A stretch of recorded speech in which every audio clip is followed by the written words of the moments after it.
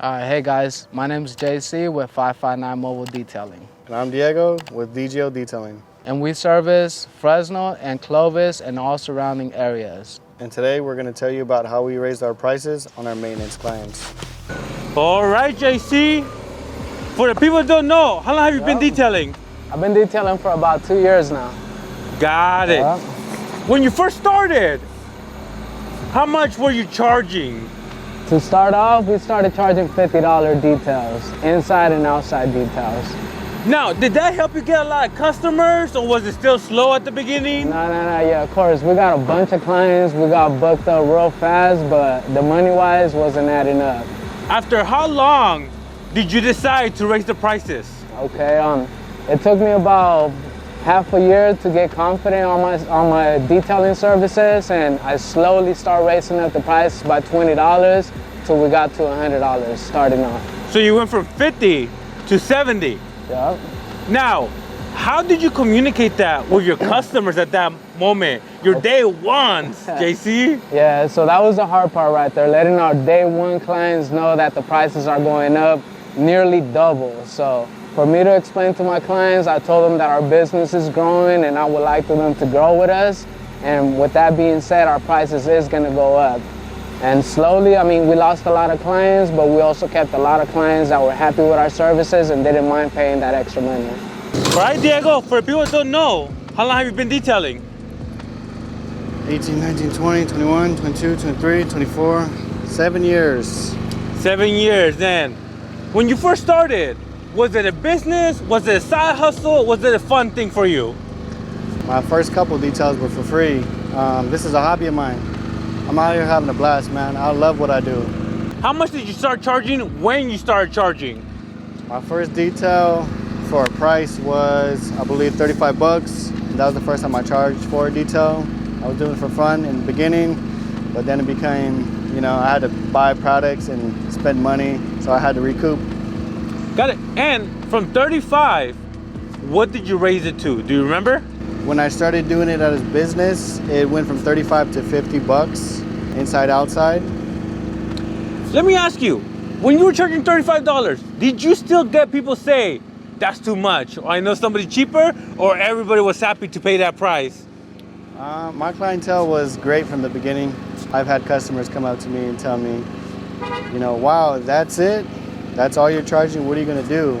That's kind of like a sign that if people are saying that, you gotta raise more. Yeah. Now, when you raised it to $50, did you lose clients, or everybody was happy to pay that price? No, that was a really good price point for a lot of people. When I raised it up from there is when you kind of run into people who don't want to pay more than that. How much did you raise it to? So for me to go out and to do a simple detail on a small car, everything starts at 100 bucks. I don't go out and move this truck unless I make $100 minimum on a detail. So you went from 50 to about 100. Yeah. What were some reactions you got from those first-time customers? Like I said, I got great clients. Yeah. They want me to be in business a long time. In order for me to do that, I'd have to charge to where I can sustain. So lucky for me, I got great clients who are willing to pay what I charge. So I don't run into too many issues. But of course you get, people here and there who say, what? For a car wash? For a car wash? And you say, oh, I'm a detailer and all that. But people who hire me know what they're getting. I've never had an issue where I've had to over-explain the process or why I am worth what I charge. Got it, man. Now, last question is, let's say somebody out there, a detailer, wants to raise their prices. How were you feeling when you even thought about raising your prices? Were you nervous? Were you scared? Were you comfortable? What were the emotions you were going through? You got to have a talk with yourself first. And then after you do that, you figure out that, hey, look, I bring a certain value. And my value is at this price point. You take that to your customer, your client, and you let them know, like, hey, thank you so much for your business and getting to me to where I'm at this point. But I would love for you to grow with us. And that means, with our price point as well. Break it to them easy. And if your work is of quality, I'm sure they would have no problem paying you a value. All right, JC. So when you were raising your prices, I'm sure you had a lot of friends and family, homies supporting you at first. Yep. You ever have somebody say, bro, you gonna do that to a homie? No homie discount? Yeah, so there was a lot of friends, a lot of family. They wanted our services, and they also wanted to pay a little bit cheaper. But if you're my friend or my family, you gotta pay full price or some extra on top. Did you lose any friendships, or did it make it awkward, or it was cool? Yeah, there was a couple friends that when I told them the price, they kind of looked at me like if I was crazy charging them extra for the service when that was actually a homie hookup or family hookup, whatever it was. So JC, you actually told me you're letting go of a lot of maintenance clients. Yeah. What's the reason?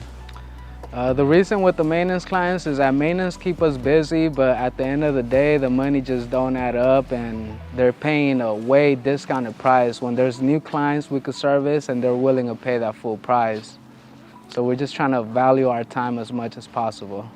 Have you noticed new clients are willing to pay your prices more easily than people on maintenance? Yeah, so new clients are always willing to pay the full price, or if not extra. Do you pitch them the maintenance service, or are you a little selective, or how do you do it?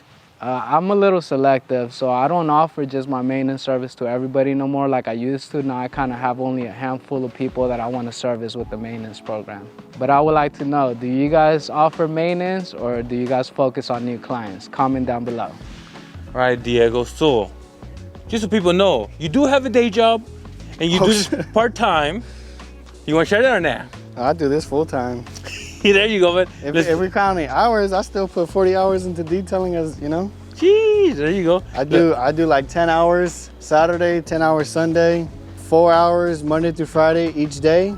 So 4 times 5, that's 20. 10 and 10. Yep. That's 40 hours. There you go, man. You hustling. Now, Diego, on your prices, is that where you're at right now? Or eventually do you want to raise them? Where you at with this? Okay, good thing with having a mobile business is that our overhead is at a minimum, so we can maximize what we got going on and pass on the savings to our customers. So it's stable. We might have to raise it up a little bit more due to inflation, just like every other business, but it's not outrageous compared to shops that have overhead that is ridiculous. And that's how we did it. Let us know how you do it in the comments down below. And if you need a detail in the Fresno, Clovis, and surrounding areas, all our information is down below. And don't forget to like and subscribe.